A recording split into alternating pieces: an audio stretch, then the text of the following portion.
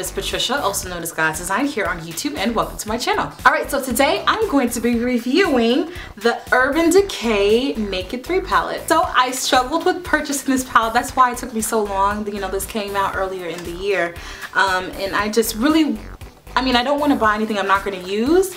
So I really wondered whether it was really women of color friendly and whether it'd be, you know, a good purchase for me to make. So even though the product isn't really new anymore, I decided to go ahead and just review it because there still hasn't been a whole lot of reviews done by women of color in comparison to our lighter skinned sisters. So I decided to go ahead and do the review.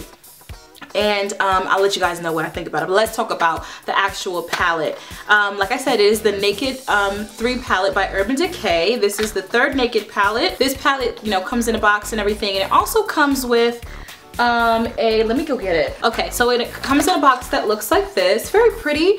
And there are some samples to the eye primers that Urban Decay does.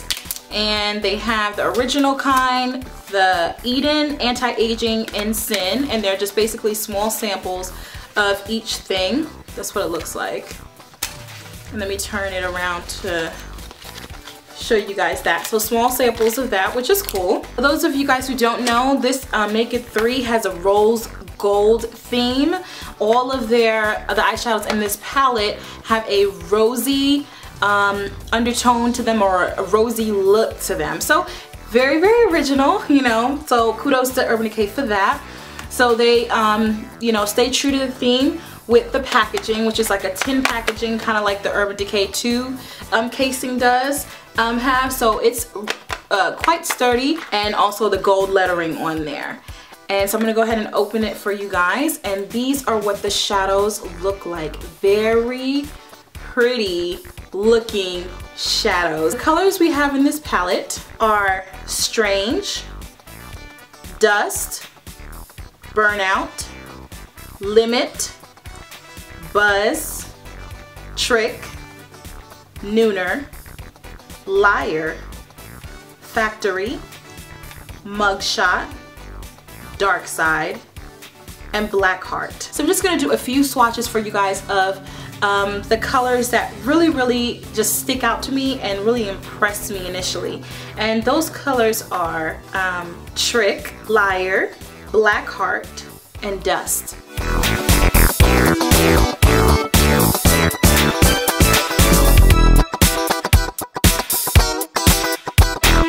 I also want to mention that the palette came with this double-ended or dual-ended brush. They both basically look like eyeshadow brushes, one being a little bit more fluffy than the other side. Let me show you guys the two sides of the brushes. So there's that side, which is basically a flat shader brush, and this side is a little bit more fluffy. It's still flat, so it can double up as a flat shader or even a blending brush as well. So that's pretty cool. Oh, by the way, I am wearing the two colors from this palette right now. I'm wearing Trick on my lid, and then I am wearing Dust as my highlight color. So those are the only two shadows that I have on right now from this palette. So the question isn't whether these eyeshadows are pigmented or not, whether they're not lovely, whether they're not creamy, whether they're not beautiful. That really isn't the question. This is Urban Decay. We know what to expect. The question is whether these shadows or this palette is women of color friendly. There's a twofold answer to this question, and it's polar opposites, yes and no, and I'll tell you what I mean. Yes, these colors are women of color friendly. The pinky, warm type of family, it's very flattering on us. These colors aren't too light, aren't too ashy, they're very pigmented, so they really would do well. The only one that I probably stray away from is Limit and Strange, which are two of the matte shades in this palette.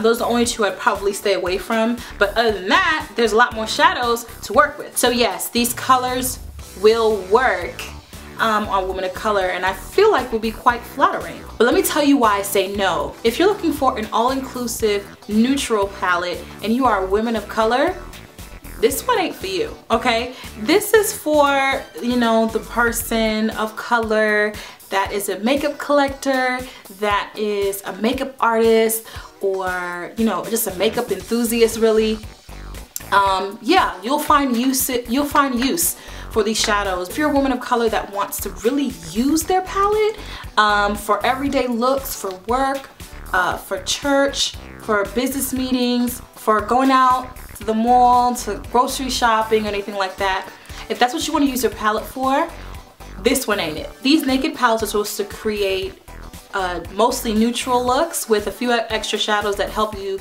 you know, bring you from day to night. They're supposed to be very versatile, and I do feel, in fact, the other two are, but with this third one, I found it really hard to create one look with strictly using this palette. So if you want a neutral palette and you want to find everything you need in one place, this ain't it. Not for a woman of color, at least. I would probably recommend another palette like the Balm Cosmetics palette, which for some reason I cannot locate right now.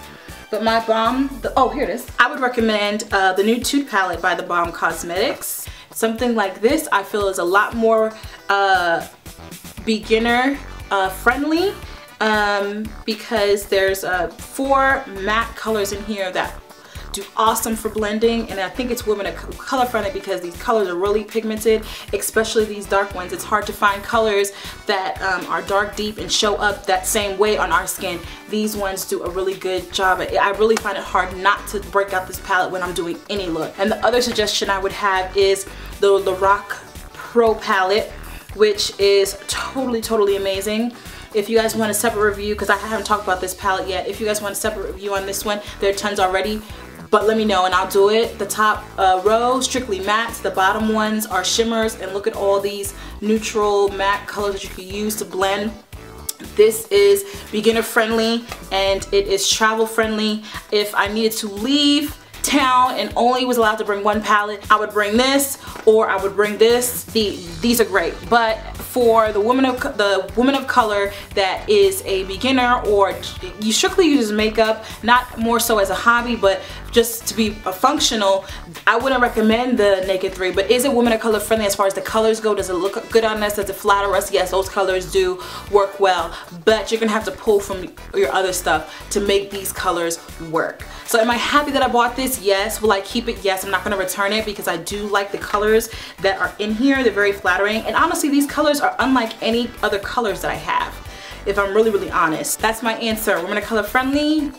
Mostly yes, but a little bit no.